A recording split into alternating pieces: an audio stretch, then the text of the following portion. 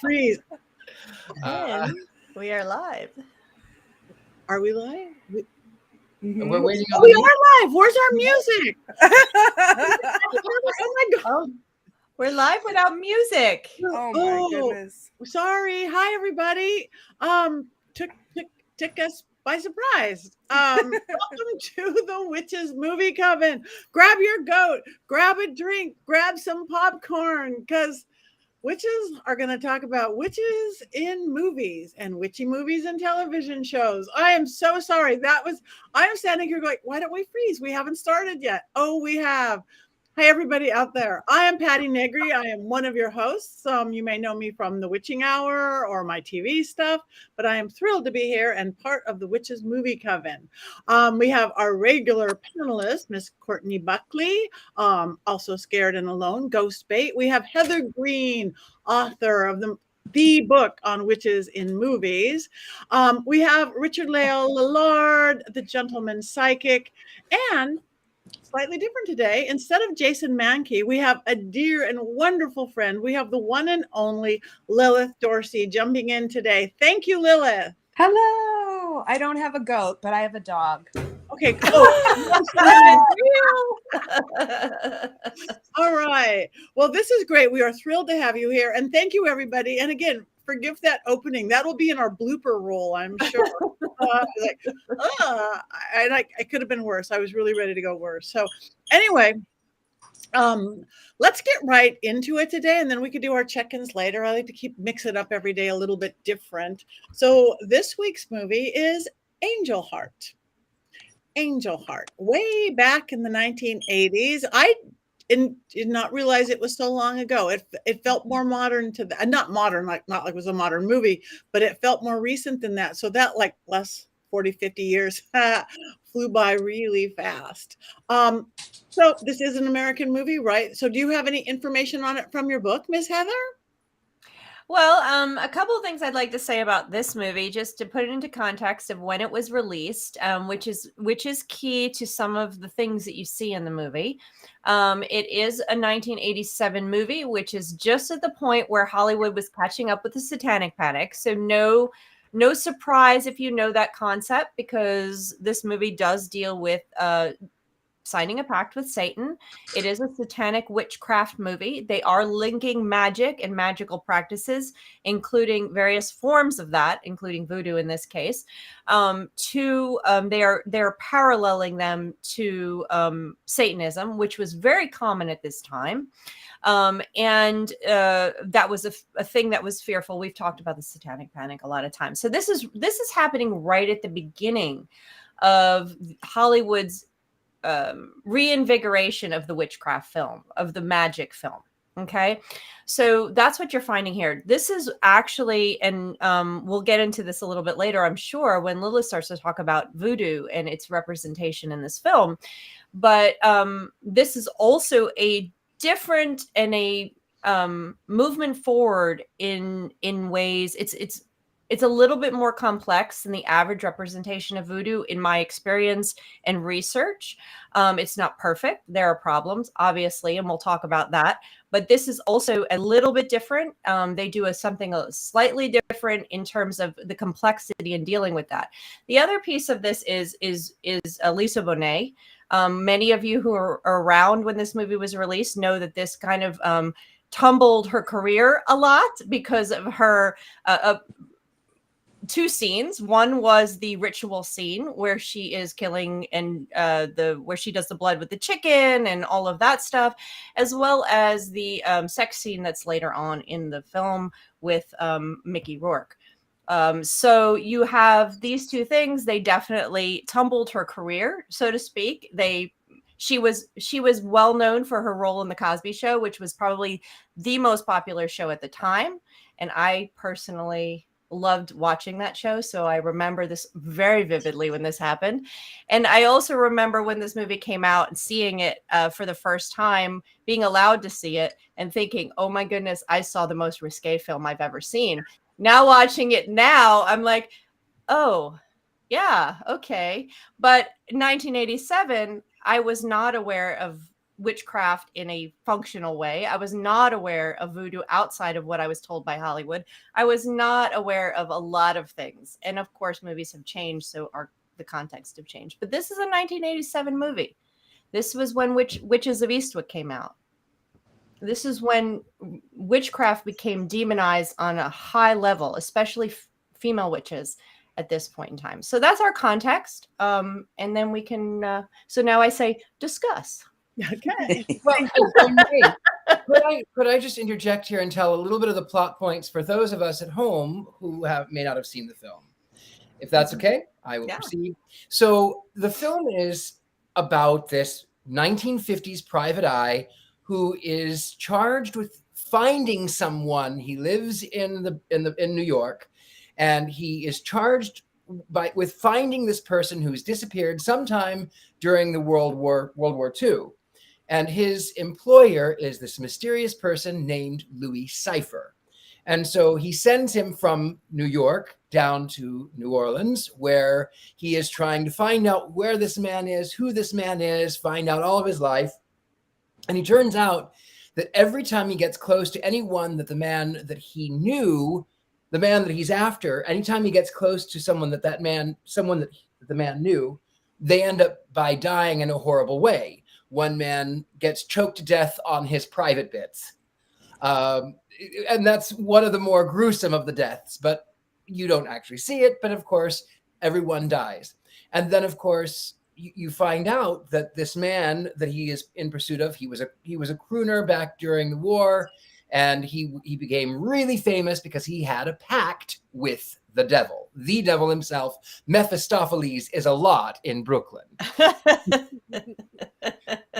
So he has this pact with this devil character, and then of course we find out that the man who was in New Orleans ended up by finding a soldier, took him back to his hotel room, did a ritual, killed him, and ate his heart.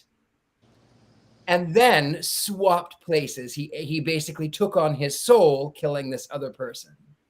And then we find out, spoiler alert, we find out that actually the man who is investigating this croner who's disappeared is that man. He is Harry Angel. I mean, Harry and the Hendersons, no. Harry Angel, yes, he's a Harry Angel.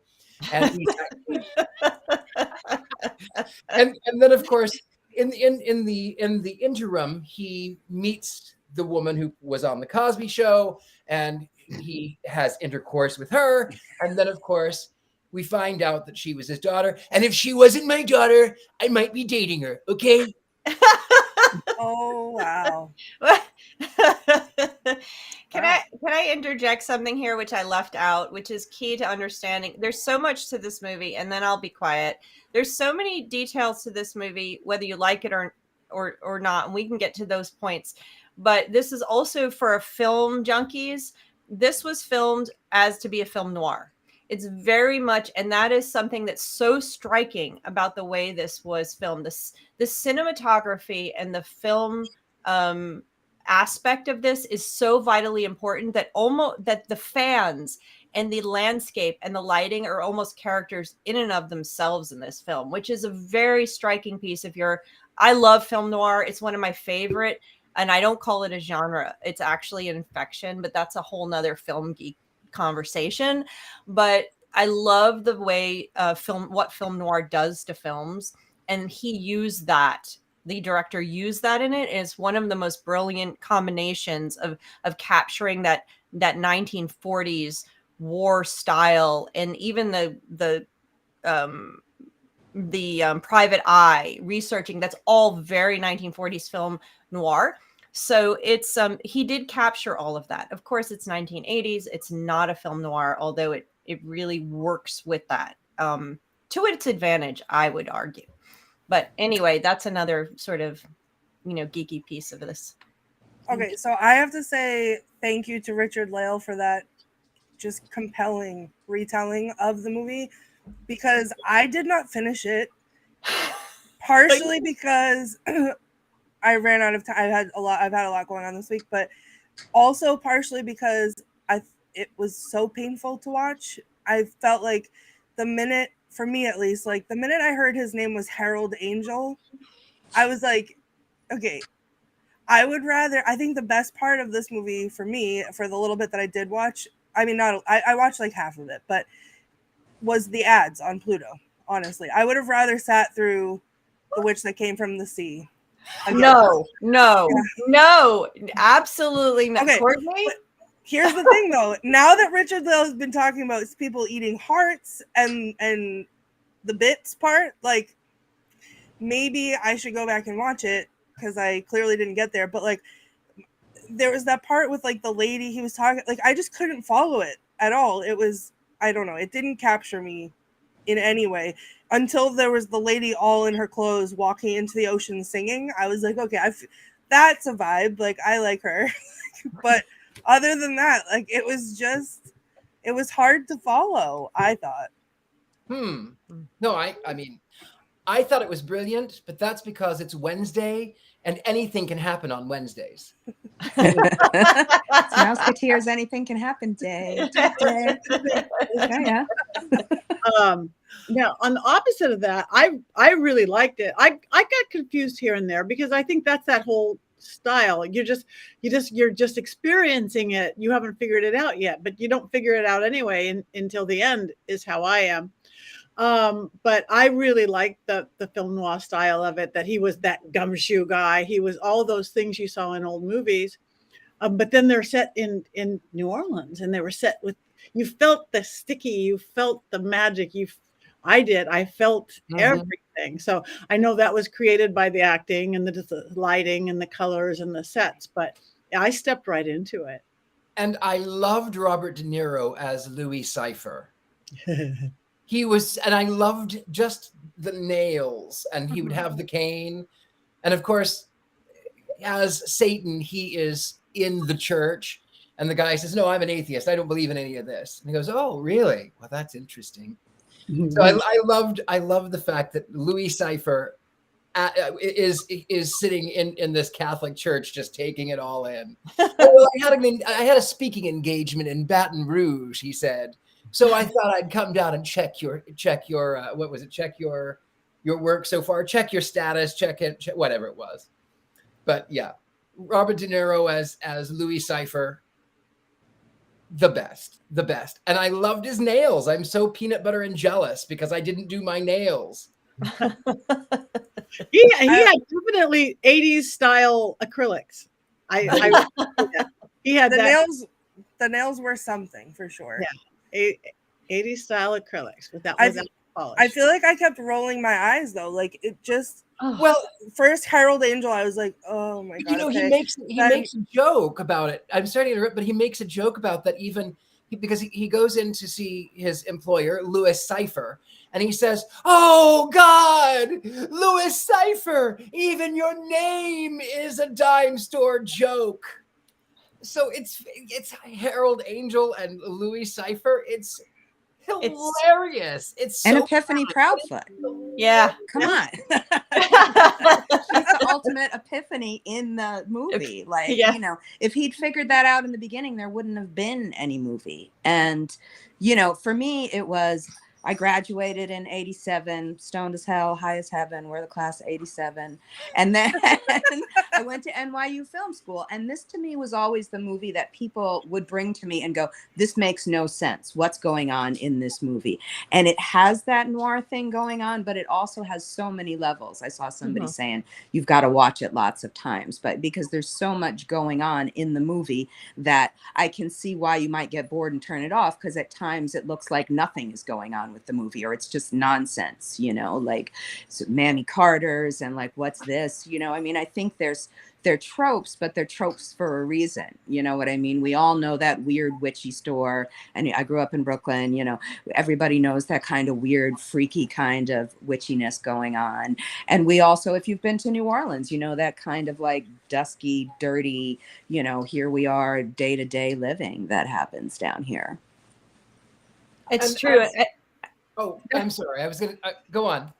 No, I was going to say, and one of the things that I agree completely. There's so many things going on here. There's so many there's so much commentary from different levels. From the study that I did in magic representation, we can push that aside. But if you go through this movie is just a mishmash and a regurgitation of so many horrors that people were afraid of about America at the time. I mean, you go from dirty streets and dead bodies laying there in New York, two cities that horrify people in many ways and haunt them and horrify them and attract them. You're talking about two cities with so much culture and so much history and so much grit and so much grime that we go between them.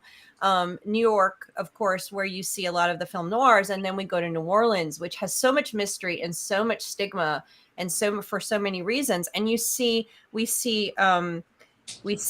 a religion that's demonized. We see sex scenes. We see murder. We see hearts removed. We see dead people, bodies. We see dogs. We see grit. Then we have these old fans that are just barely moving. I mean, it's a gritty, definitely not dark. That's the wrong word. It's just a gritty movie that's just dredging up a lot of things that people don't like, that people are afraid of, and putting them out there in your face and saying, watch this.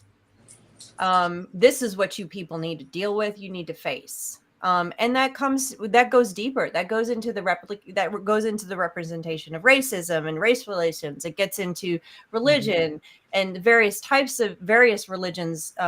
So it's really forcing you, the viewer, to look at all of this stuff flat out, and I think there are levels you can watch this at. So,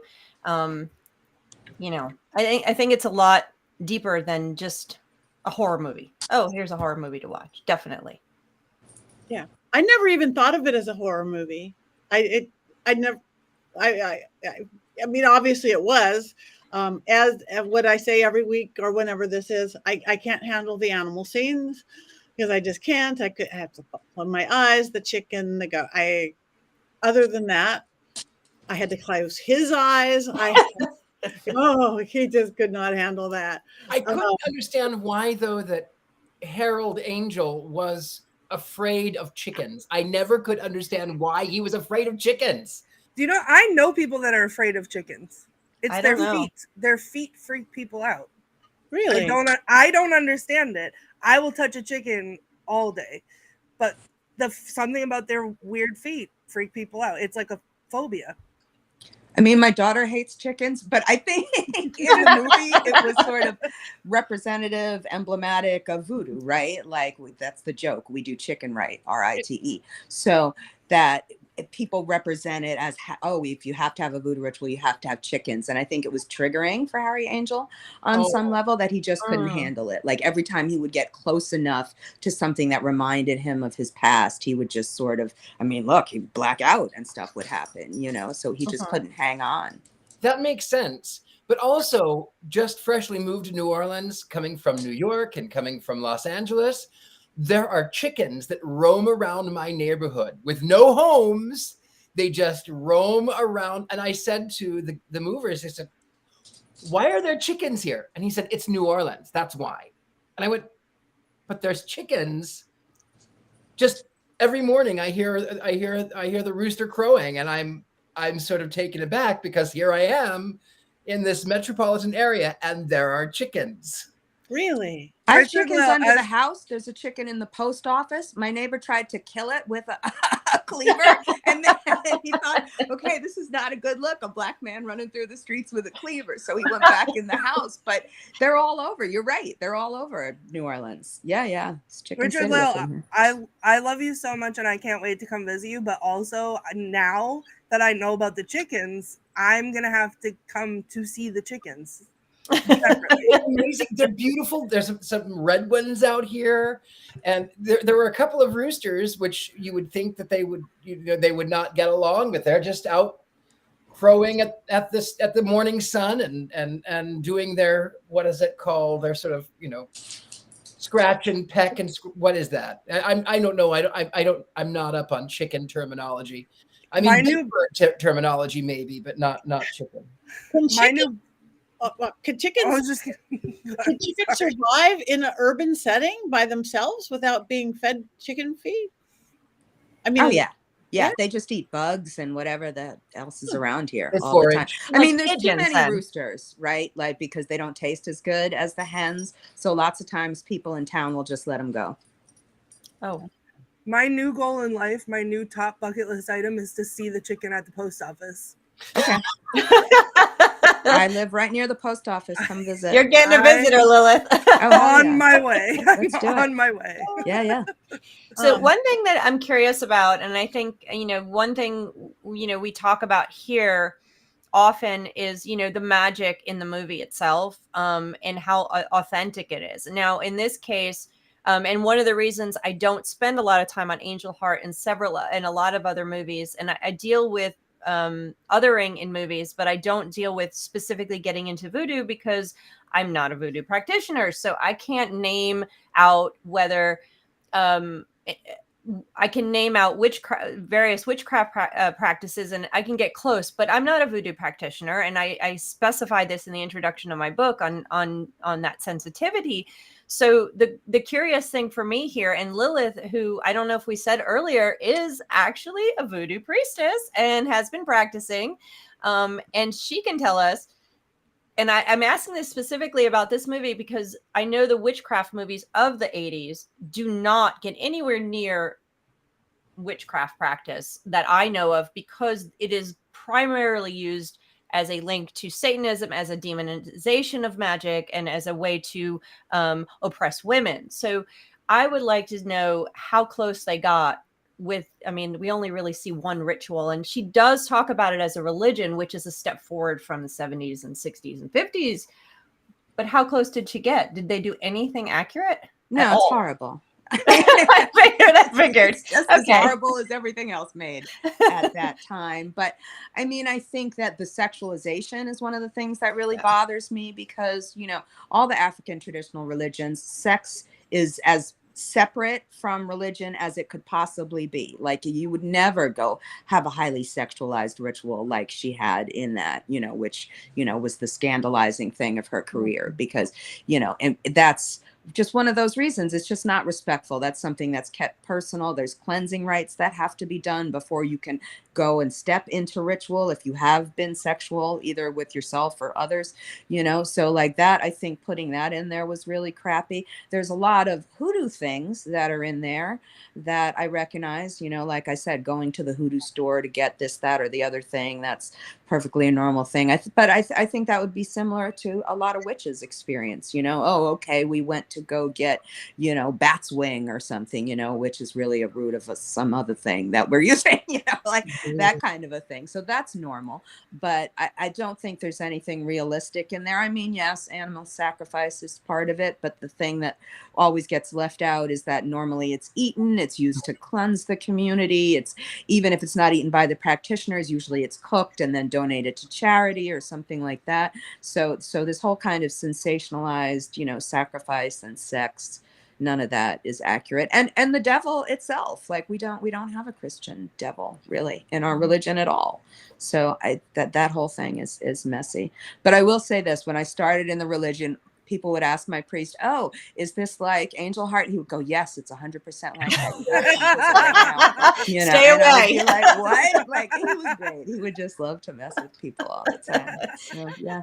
So that really just kind of coincides with everything they did with all of the other forms of magic that I know. Totally just demonizing it, sexualizing it with women specifically. And then, of course, if you look back at voodoo representation and this was one of the first of this period of time. If you go back into the 70s, largely the othering and the use of Black and brown bodies in magic was largely linked to over-sexualization, evil, Satan stuff. So this really kind of Now, she does say it's a religion. She does make some statements. We do see it. What was the herb? I recognized it because of you, Lilith. I just want to say really? It's Hi John the Conquering Root. Hi Johnny Conqueror. Yeah. Yeah. So I was like, oh, I read Lilith's blog about that. So that's a real thing. Yeah. But it is. so you had a few little pieces in there, which is what you start to see in the 80s and 90s. Few little pieces that are realistic, but not enough to override the negativity. I think it's dangerous because it's just enough to people to go, oh yeah, like we know that people use Hi John the Conqueror, so this must be an accurate film, Mm-hmm. I think it's just enough to fool people into thinking that it's an accurate representation if you don't know anything about it. And there is something to that, Lilith, actually. I heard this podcast today as I was rearranging and cleaning. And she had come up, she said there was a story on Twitter, and this fellow had gone over, well, now it's X, but he'd found this in Eastern European country. He'd found that there were these two soldiers that were actually in love with each other, and they loved each other so much they were buried next to each other. It turns out it was all farcical. And they said, well, it's a love story. It's not going to hurt anybody's feelings. It's not going to make it, it's not going to cause this not to be, people aren't going to take people who are in those relationships seriously. They're not going to mean them, but it does, because what happens is that you put out falsehoods and you put out things that people are already thinking is propaganda, and then they go, oh, well, it's all false and it's all fake and it's all propaganda and it's all witchcraft, it's all evil, it's all the devil, it's all Satan, it's all this thing, and that in the minds does cause harm, because then people can't separate fact from fiction. I think in the same vein, that's what really upsets me. Obviously not, the same situation, but when we watch movies that constantly reference Salem and, being a tour guide in Salem, as I've talked about many times on our show, like when they get just enough right that it triggers something in people's brains. Oh yeah, I've read about that, or I've heard about that. And then everything else is wrong. And people believe it, and then they'll come to Salem, and we have to re-educate them on, no one was burned at the stake here, or like, no, all these different falsehoods, and people get like argumentative, like, no, I saw it on this show, like, it was all these things you talked about, they were right, okay, but that was not right. Like, so it's the same way as like, I like it if they're going to reference Salem and they change everything about it, or they keep a name, but everything else is different. So then that feels less dangerous, because it's not so close that people can get confused.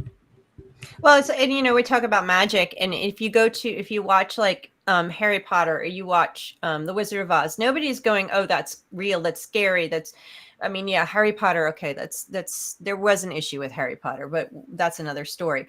But fantasy films that are super fantasy, Lord of the Rings, that have magic, people are not saying, they see that as fantasy. They're cutting a line. But when you do the films that are based in the magic films that are based in reality, when they have pieces like Lilith said, St. John's Conquering Root. Did I say that right? Hi John the Conqueror. Hi John the Conquering, not St. John. That's a whole nother thing. Hi John the St. John's wort. Anyway, Hi John the Conquering Root, or they use pentacles, or they use something that's realistic enough. We run into more of a discrepancy and more of an issue, but it's getting better. And someone just said there aren't a whole lot of movies. You don't see a whole lot of movies where voodoo is represented. And I actually have a notebook with hundreds of films where voodoo is represented since 1930s, which was when it really started. And I actually, prior to 1930s, voodoo was not represented at all in any recordable films, but 99.9% of them are what we're seeing here. And what Lilith is talking about is the demonization, the linking, the just poorly done. And it hasn't been till recently that I've seen change. And I mean recently, I mean 5 years, 10 years max, where you're starting to see a shift. And I think that coincides with the general magical community in my observation. Sure. So I don't know. Lilith can speak more to that from a. No, I agree. I mean, I do think it's interesting. You got the date of the 30s, you know, and if we look at, yes, Haitian independence occurred back in the late 1700s, but there was occupation during the 30s. There was all this U.S. intervention in Haiti and things like that. So it kind of makes sense that you've got this demonization of this jungle religion, you know, as racist and oppressive as that may be. And I think that, you know, we're finally getting to the point where I think we're allowed to tell our own stories. Somebody mentioned In Search of Voodoo by Jaimon Hounsou, which, you know, obviously famous actor, you know, whatever, Fast and Furious, all of this kind of thing. But he went back to Benin and made a documentary about his homeland and what voodoo was there, and, you know, how it was really important to him to have it portrayed in a positive light. But you know, how many times are people like that going to want to do that? How many times are they going to have the money to do that? All of those things. And I think that's really the key part of the shift. And also, again, it wasn't even until maybe, I think, 5 or 6 years ago that voodoo priests were even allowed to perform weddings and other civil ceremonies in Haiti. So again, we're looking at something that's still, you know, stigmatized by the government, still not looked, I mean, and yay, I'm going to see Patti in a few days in New Orleans. But anybody who knows anything about New Orleans voodoo that's a whole nother bag of, you know, problematic snakes. That's what I'm going to call it. That's my nice way of saying it. And, you know, Courtney, you've been problem you're fighting with Salem has been going on since Hollywood started. I mean, I can pull up in my big folders records of Salem residents saying, I think I'm frozen. I may be frozen. But I'm not. Okay. We have construction in my house still, so there's a little Wi-Fi issue. But anyway, I have documents of Salem residents writing into Hollywood saying, no, we were not burnt, because this was going on. Hollywood was depicting, and I have producers saying, no, we can't do burnings or Salem residents are going to get angry. So you've got to do hangings. So this is a battle you've been fighting since, you know, 1896, since Hollywood's birth. A really big one too is the Crucible. The amount of people that think that the Crucible was fact is astounding to me. And like, that's one of the biggest, other than the burnings, that's one of the biggest questions that I have to answer a lot is, you know, how much of the Crucible was true? And none of it was. Like, it wasn't. That's why, Courtney, that's why that people who are lovers of history, people who are lovers of the craft, what people who are marginalized, people who are on the fringes, we have a responsibility and a duty to stand up and say, no, that's not right. That is not part of it. I myself am marginalized as an out gay satanic witch. And, you know, people go, well, do you worship Satan? No, I don't worship literal Satan. I'm an independent. I do my own thing. I do believe in witchcraft. I do believe in ghosts. I do believe in magic. That's not something that most satanic organizations do. But I am a marginalized person. But as a whole, I can say no. Satanists do not eat babies. I mean, that's only the atheists. I'm just kidding. But so Scared and Alone rudely just brought up John Proctor in the comments because where is it? This of my night at the John Proctor house. But yeah, John Proctor, his name, all the names in the Crucible were the right names, but the story was wrong. And the amount of times that I've had to talk about that, but like, and it's not just me, like Heather said, it is the Salem community. So when, just really quick, this is a fun story that we used to tell on tour. If anyone's ever been to Salem during October, you'll understand why this feels ridiculous, but Bewitched was filmed in Salem for a period of time, for a couple episodes, because they had a fire in Hollywood. And then TV Land donated a statue of Samantha to the city of Salem that they put up. She's not a large woman. It's life size. She's a small woman. She's sitting on a little like moon, whatever. It's very small. You can't you expect it to be this like big giant spectacle the way people talk about it, but it's really a little tiny, you know, little life size statue of her. And it was to say thank you for letting us film there. And the residents of Salem, when that was being installed, were so angered by that they protested with signs. They put in so much effort because it commercialized the witchcraft too much. Too late. But like, go in not just like anytime, but like in October, and this is the tipping point, this statue. But it's true, it's any, like, the more I learned about it, the more I realized that it's just any way that Salem is never portrayed in Hollywood, like the history of these innocent people. Like, they were not witches, they were not practicing witches, they were innocent people whose lives were taken from them unfairly, unjustly, and Hollywood portrays them in all these ways and uses them for all these different reasons, and it's not okay, and it's dangerous to their memory, to the history of Salem, to everything. So while it's not the same as what, you know, happens with voodoo, you know, or other forms of witchcraft, it's that same feeling. It's the same kind of thing with another film from the 70s. It was, what is it? Is it The Exorcist? No. Yeah, no, which is the one where it's Linda Blair. Exorcist. Is that The Exorcist? So they needed some way for her to contact a spirit world. They needed some way that she could be possessed and become this demon monster. And so they took I believe it was Mesopotamian god Pazuzu, and they turned him into, they literally demonized him. And they took the Ouija board, which is, of course, a spirit board. They've been around for hundreds of years, since the Fox sisters, and then forms of them even longer than that. But the spirit boards have been around. They have been used.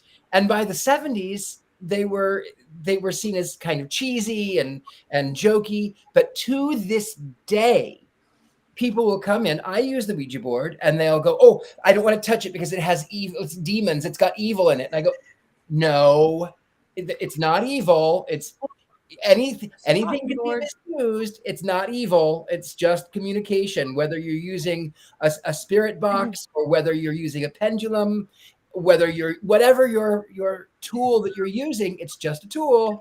You have a guest list. You welcome certain people in. It's not evil." Unless you're evil. Are you evil? Then I don't want you here. So yeah, we have. Well, sorry. No, I was going to say, well, that is actually, you're saying something needs to do about it. That's one reason is we do it in a light, fun way, which will get more people to listen. That's why we're here, in a sense, to look at this stuff in a fun, entertaining way, but go, this is wrong. We are real witches, real voodoo priestess going, this is not who we are. So to take it around, you know, once we are the biggest podcast live in the whole world, we are the ones fixing it, you guys. We are the ones. And go ahead, Courtney. Sorry, I just want really quick to hop on to what Richard-Lael just said about the Ouija boards. We have at the shop that my tours run out of, the Ouija board museum in the back, and the amount of people that come in and like glance their eyes on it and then go, oh, and then like back away from us because they couldn't possibly even look into the back room because it's evil. And it's just like, I respect everybody's beliefs. If that's what you believe, it's fine, but they're boards. Like, it's not inherently evil. It's cardboard, it's wood, it's, you know, whatever. And so I always say, like, you could do the same thing with a rock outside and a leaf and do the same thing, because it has nothing to do with the board. It's your intention that you're putting into it. And I just Colin commented, the only reason I avoid spirit boards is I'm never sure I'm using them right or closing them properly. That's valid, but being afraid of them because they're inherently evil makes me feel crazy. And that is the normal thing. The seances I've been doing since I was 7 years old, I have used safely Ouija boards and spirit boards since I was 7 years old. I bring them with me if it's a way, but I won't use them if somebody's like, oh no, I'm afraid, because I don't want to bring fear into the circle. It's like, yes. Okay, we don't need right. it anyway. We're right. Opening the veil, the same thing. It's like, this is just a tool to use. So, but I think more people are in that school than not. Yeah. Whether the magical world or we're just talking muggles and mundane folks. And I think the 80s. And I'm sorry, I didn't mean to interrupt. I think the 80s, I think the period of time this movie came out did a whole lot of damage in that way. And, just getting back to the movie itself and its grit, I think one of the things it does is is in a time where people were terribly afraid of spirit boards, and there was backlash against everything progressive that happened. If you think about the 70s, you think about the magical movement, you think about the civil rights movement, you think about everything that pushed forward. The 80s was a backlash, whether it was women, whatever. So this movie really threw all of that in our face. Now, I've read stories that the director was doing this on purpose to say, look, America, you guys are just messed up. These are all the things that are haunting you, so to speak, you know, and that was the point of the movie. But at the same time, it put all of these things, it fed those fears. It linked a religion to a magical religion, demonized it to Satanism. It showed nasty. It showed everything. It literally layered up layers of all the things that horrify people in the 80s. All the things.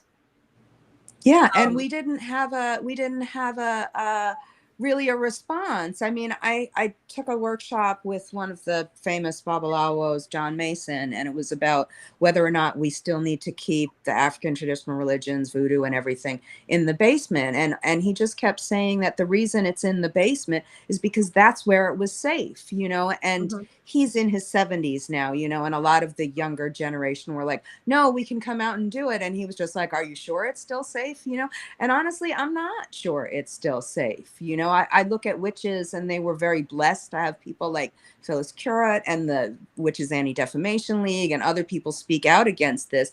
But there hasn't really, I used to joke I was the Voodoo Anti-Defamation League, but there aren't really that many people until maybe the past 6 months speaking out against this. You know, they're supposed to try and put a Voodoo Donuts here in New Orleans. So they've been asking some of the priestesses, nobody asked me, but they've been asking some of them what they think. And people are like, no, you can't commodify our religion like that. You can't cheapen it. It's not cute or funny to stick pins in your donut and make this comparison between my religion. But I don't think we're there yet.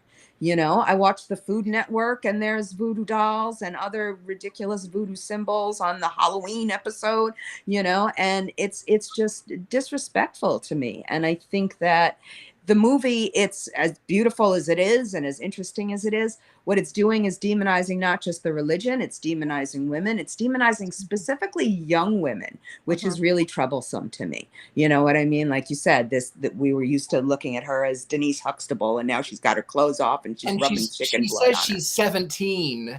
Yes. Yeah. That's and she's already had a kid. And it's demonized, and it's also a continuation of the demonization of Black and brown bodies within magic, which doesn't really start to change until the 90s. And it's not perfect, and that's something I do discuss in the book. I don't get into voodoo specifically, but I get into that. And this is another movie where you see that happening.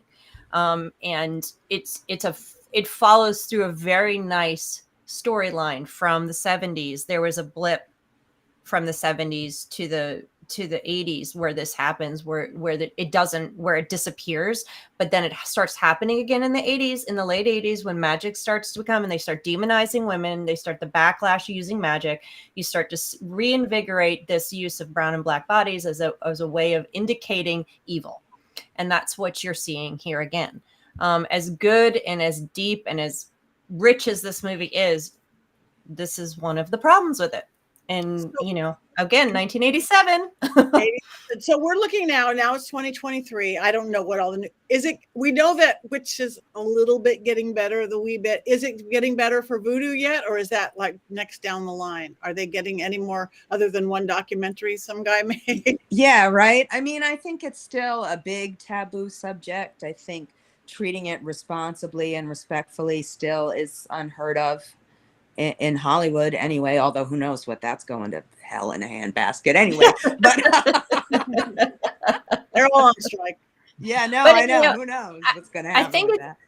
I've seen improvement. I think when we talked about there's a huge difference in the representation in this movie versus American Horror Story Coven.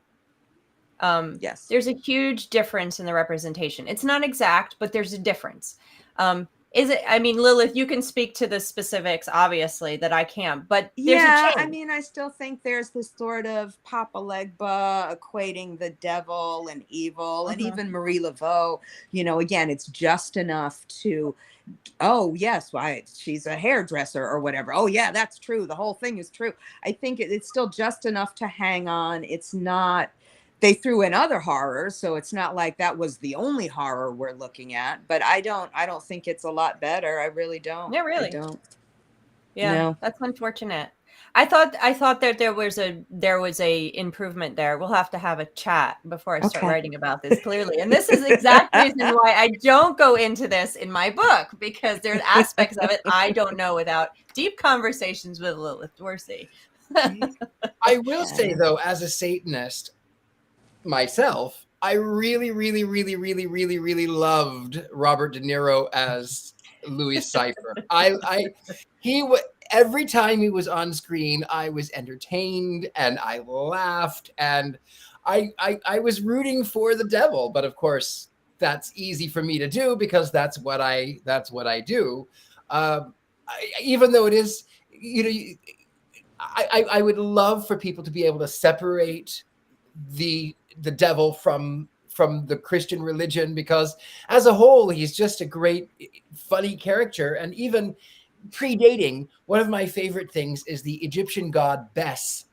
And he was, unlike his counterparts, he wasn't worshipped by the states, but he was the god of professional ladies. He was the god of drink. He was the god of music. He was the god of fun. And he would always be in profile. I mean, the other gods were in profile. He was face on. And he had this long beard, and he had a cat, a leopard around his shoulders. And he was also the god who made children laugh. Incidentally, he's the god that inspired Pan, because there was trade from Greece to Egypt. And I love that. I love that fun little devil. I love him. And so Robert De Niro as Louis Cyphre, bravo. But De Niro's good in everything. That was beautifully cast in my thoughts. He was just beautifully cast. So I want to go back, not even about the movie. When we said Fleur de Lisa Bonet, it tumbled her career. Did it tumble it down the drain, her career? Did so she really lost? She didn't have a career after that? Or did it just make her being a grown-up? No? I don't know. They didn't like Cosby, even though we know what Cosby was now in hindsight. But Cosby was trying to have this squeaky clean show. He was trying to be this squeaky clean. He had endorsements for pudding. He was trying to have this sort of family thing, and to have the woman who's playing his daughter, it was chaos. And then the problem was back then is that people would cast you, and then they would cast you in that role forever. And so with her, she was no longer cast as that wholesome family person. It was really hard for her to get cast, because they could only see her as the Cosby Show.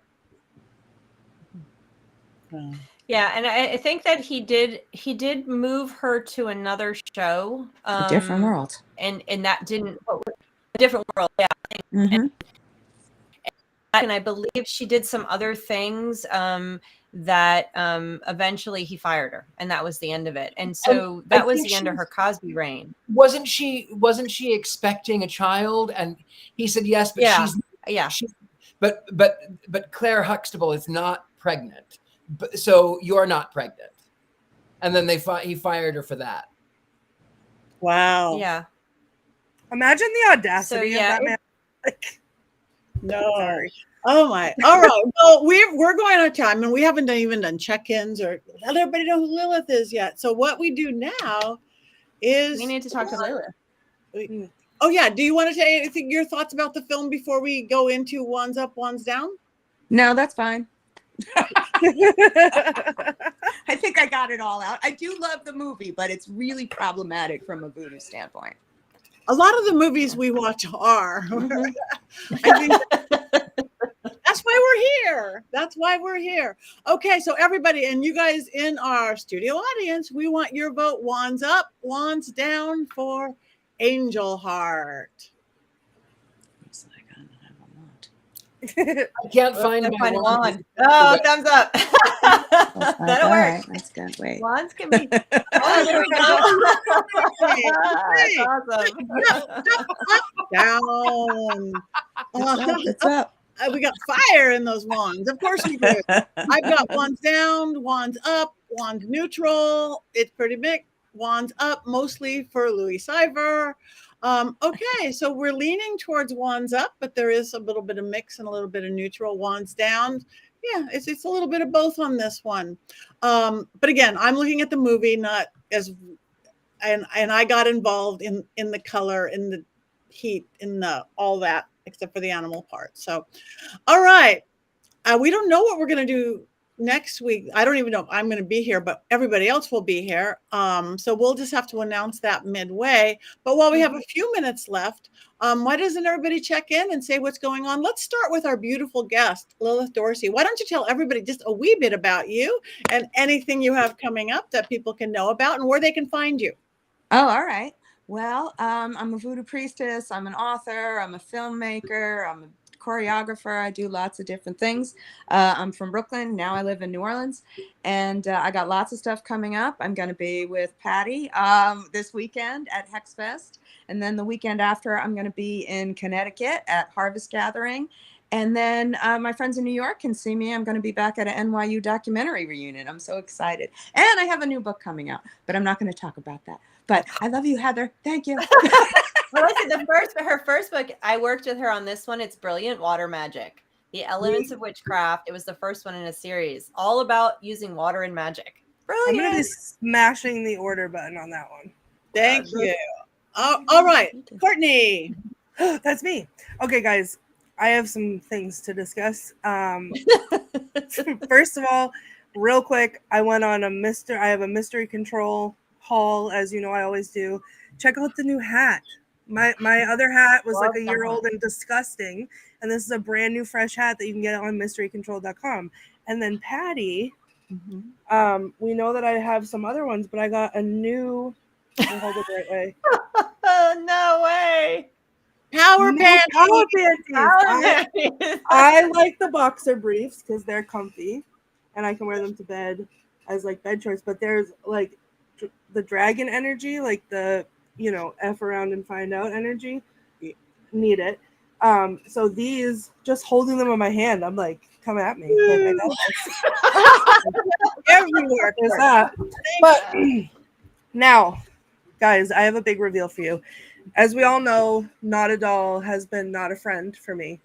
And you guys tease me constantly all the time about, or, especially Jason. I'm sad Jason's not here for this, but that Not a Doll is moving and everybody sends me messages about Not a Doll and all this stuff.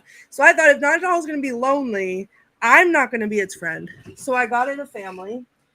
Oh my God. So Not a Doll, this is Not a Doll, originally came from Big Lots. And now there's a whole line of Not a Dolls that all make noise and all say creepy things. And I'll do this one. This one rides its bike, like actually rides its bike around. This one rocks on its rocking horse. Okay. These ones do a seesaw.